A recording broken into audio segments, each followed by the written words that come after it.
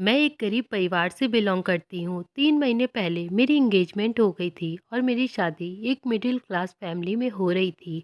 उस लड़के का नाम राजवीर था। अपनी शादी के लिए मैं बहुत ज़्यादा खुश थी। हर लड़की को अपनी शादी की बहुत खुशी होती है। मैं भी अपनी शादी के सुहाने सपने सजाने लगी थी। यही सारी फीलिंग मेरे अंदर भी आ रही थी और मैं भी शादी से बहुत खुश थी। इतना ज़्यादा खुश थी कि अपनी शादी की खूब सारी शॉपिंग भी कर ली थी। और मेरी शादी के कपड़े ससुराल से पहले ही आ गए थे। मेरा लहंगा रखा हुआ था। मैंने अपनी मम्मी से खुश होते हुए कहा, माँ, यह लहंगा कौन लाया है? वो बहुत खूबसूरत लग रहा था। मेरी माँ ने कहा कि बेटी, तुम्हारी ससुराल से आया है। इतने प्यारे कपड़े और इतनी प्यारी साड़ियाँ देखकर मैं बहुत ज़्यादा खुश हो गई थी। मैंने अपनी माँ से कहा, माँ, कपड़े तो बहुत अच्छे हैं, लेकिन चूड़ियाँ ज़्यादा अच्छी नहीं लग रही। मेरी माँ कहने लगी, बेटी, भगवान का शुक्र अदा करो कि तुम्हें इतनी अच्छी ससुराल मिली है, वरना तो बहुत सी लड़कियों को तो सामान भी नहीं मिल पाता है। माँ कहने लगी, तुम्हारी ससुराल वालों और ससुराल के लोग बहुत ज़्यादा अच्छे हैं।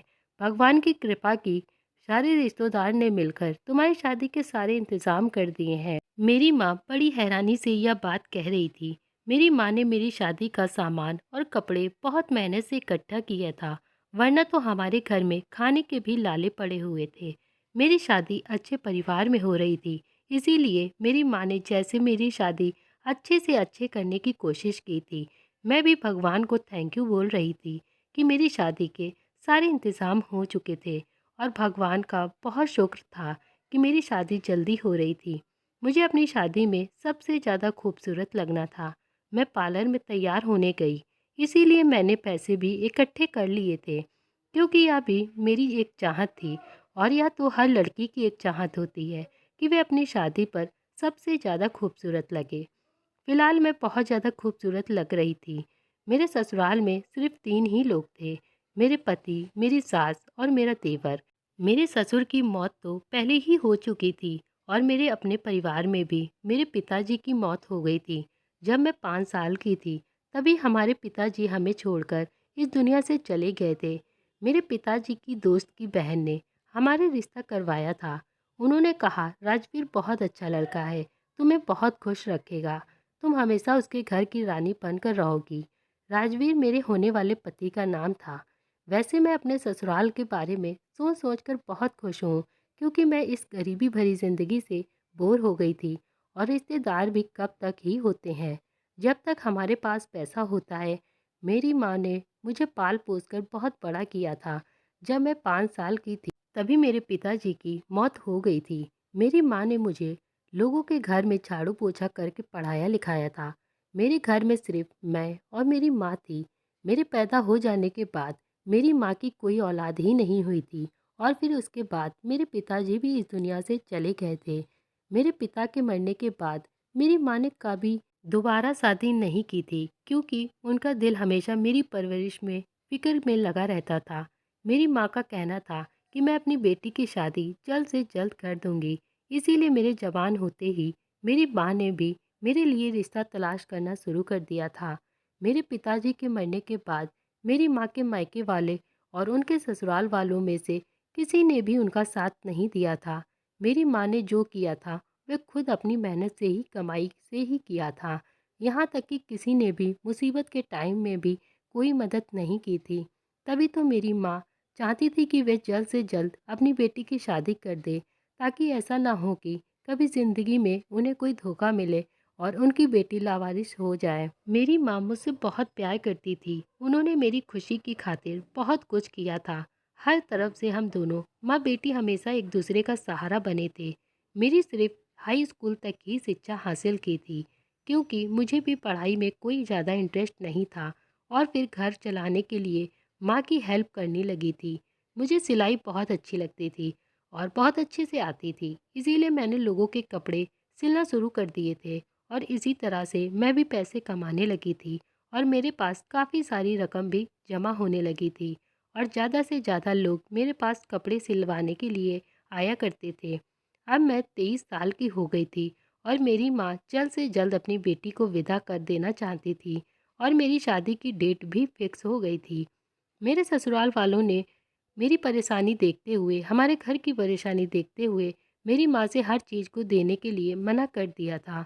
लेकिन फिर भी मेरी माँ से जितनी कोशिश हो सकी, मेरी माँ शादी को अच्छे से और धूमधाम से कर रही थी। वो लोग बारात लेकर शादी हॉल पहुंच चुके थे और फिर सब लोगों के आशीर्वाद से मेरी शादी भी हो गई थी। मैंने अपने होने वाले पति को सिर्फ एक बार देखा था। मैं भी बहुत खूबसूरत थी और मुझे पता था कि मेरा पति भी मुझे पहली नज़र में देखने के साथ ही पसंद कर लेगा। शादी की सारी रस्में पूरी हो जाने के बाद सारे मेहमानों ने खाना खा लिया था और फिर उसके बाद विदाई की रस्म की गई। मैं रोते हुए अपनी माँ को मिलकर ससुराल में खुश रहने की बहुत सारे आशीर्वाद लेकर माँ को तसल्ली देकर अपने ससुराल विदा होकर आ गई थी। घर पहुंचते ही सबसे पहले मुझे मेरी सास के कमरे में बैठा दिया गया और मैं काफ़ी थक चुकी थी, लेकिन फिर भी खुशी खुशी सब लोगों के बीच बैठी हुई थी और सारी रस्मों को भी अच्छे से निभा रही थी, क्योंकि मैं पहले ही दुल्हन थी और पहले ही दिन मैं अपने ससुराल वालों के खिलाफ जाकर उनका दिल उदास नहीं करना चाहती थी। तभी चुपचाप बैठी सारी रस्मों को अच्छी तरीके से निभा रही थी। जैसे जैसे लोग कह रहे थे वैसे ही मैं कर रही थी। इसके बाद मेरी सास मुझे कमरे में लेकर चली गई थी, जो कि मेरे पति का था, और अब मुझे इसी कमरे में ही रहना था। कमरे के चारों तरफ फूलों की सेज लगी हुई थी और डेकोरेशन बहुत अच्छी थी। मैं बहुत थक चुकी थी। मेरी सास ने मुझे बेड पर बैठने के लिए बोल दिया था और मेरे दिल में एक अजीब सी घबराहट जग रही थी और अपने पति के आने का इंतज़ार कर रही थी। इंतज़ार लंबा होता चला जा रहा था। मुझे बैठे हुए 2 घंटे हो गया था और मेरा पति था कि कमरे में आने का नाम ही नहीं ले रहा था। इसी तरह से बैठे बैठे लगभग मुझे 2 से 3 घंटे गुजर गए थे और मेरी आंख लग गई थी। फिर मैं थोड़ी देर के लिए सो गई थी और फिर अचानक जब मेरी आंख खुली तो तभी मैंने देखा कि मेरा पति कमरे में मौजूद नहीं था और मैं आंखें बंद करके कुछ सोचने लगी थी। ना जाने कितनी देर तक दरवाजे की आहट ने मेरी आंख खोल दी थी। मैंने कमरे में चारों तरफ देखा तो कमरे में मुझे नज़र नहीं आया था मेरा पति, जिस पर मुझे बड़ी हैरत हो रही थी कि मेरी नज़र दरवाजे की तरफ गई। यह देखकर मैं हैरान रह गई थी कि खुले हुए दरवाजे से मेरा पति अंदर आ रहा था। लेकिन हैरत की एक वजह यह भी थी कि कमरे के अंदर मेरे पति के साथ साथ एक लड़की भी आई थी, जो बिल्कुल पागल सी लग रही थी और उसकी हरकतें भी बिल्कुल पागलों वाली थीं। उसने पुराने और फटे हुए कपड़े पहने हुए थे और पूरे कमरे को ऐसे देख रही थी जैसे वे कमरे में पहली बार आई हो, और उसने कमरे की हर चीज़ को भी मैंने हैरत से पहले उसे और फिर अपने पति को देखा, जिसने उस पागल औरत का हाथ पकड़ा हुआ था। मैं बड़ी परेशान और हैरानी जता रही थी और उठकर उन दोनों के करीब चली गई थी। वे पागल औरत तेजी से मेरे पति के पीछे चली गई। मैंने अपने पति से पूछा कि यह कौन है और आपके साथ हमारे कमरे में क्या कर रही है। तो वो पहले राजवीर ने उस पागल लड़की को अपने करीब अपने बराबर में खड़ा कर लिया और मेरे तरफ देखकर कहने लगा, यह मेरी पत्नी है और चलो इसे बिल्कुल अपनी तरह ही तैयार कर दो। अपने पति की बातें सुनकर मेरे पैरों तले जमीन निकल गई थी कि आज मेरी शादी हुई थी और वह आज ही एक पागल सी औरत को हमारे कमरे में लाकर मुझसे कह रहा था कि यह मेरी पत्नी है और इसे अपनी तरह ही तैयार कर दो।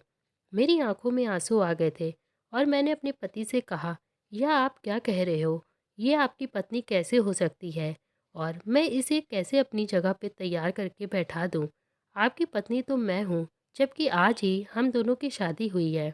हम दोनों ने एक साथ 7 फेरे लिए हैं और मैं पूरी तरह से सदमे में चली गई थी और अपने पति से रो रो कर यह बात कह रही थी।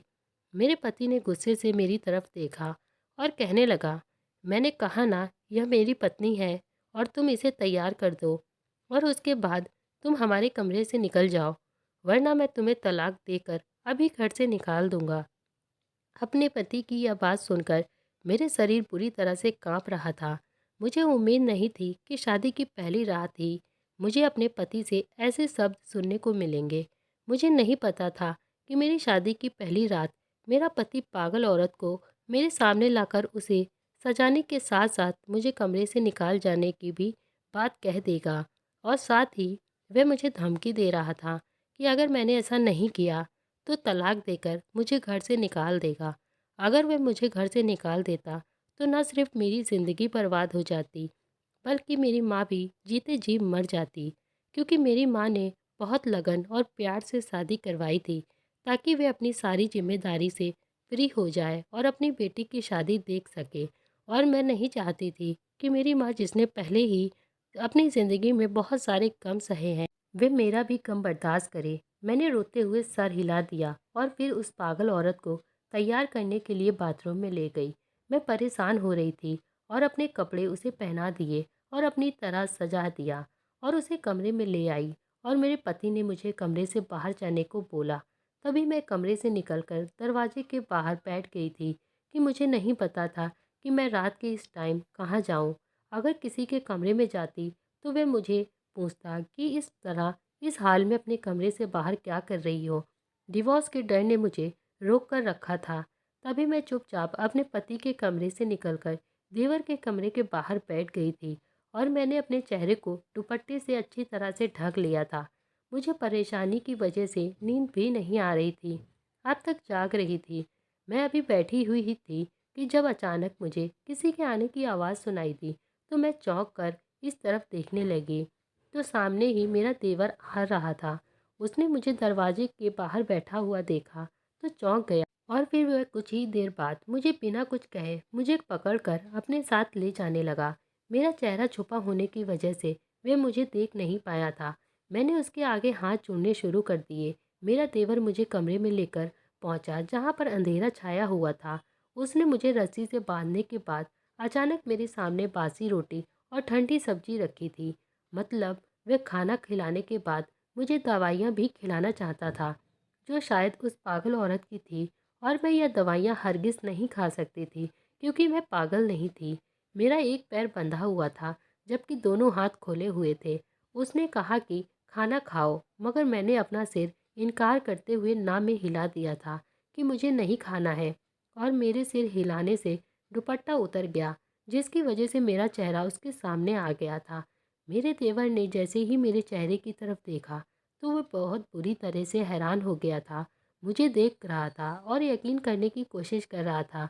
उसने मुझसे पूछा, आप यहाँ पे क्या कर रही हो? उसने कड़क आवाज़ में बहुत हैरानी से मुझसे पूछा और उसके सवाल पर मुझे रोना आने लगा था। उसने आगे बढ़कर मेरी रस्सियाँ खोल दी और मुझे आज़ाद कर दिया। मुझे तो बड़ी बेइज्जती का सामना करना पड़ रहा था।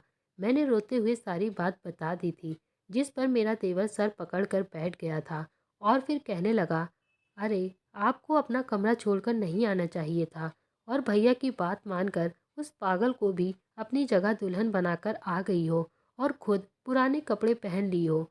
मैंने अपने देवर से कहा, आपके भैया ने मुझे तलाक के लिए बोला था, घर से निकालने की धमकी दी थी। मैं गरीब लड़की हूँ, इसीलिए भैया की हर बात मान ली थी। उसने मेरी बात सुनकर मुझे तसल्ली दी और गहरी सांस भरी और फिर मुझे पीछे आने का इशारा करके बाहर निकल गया।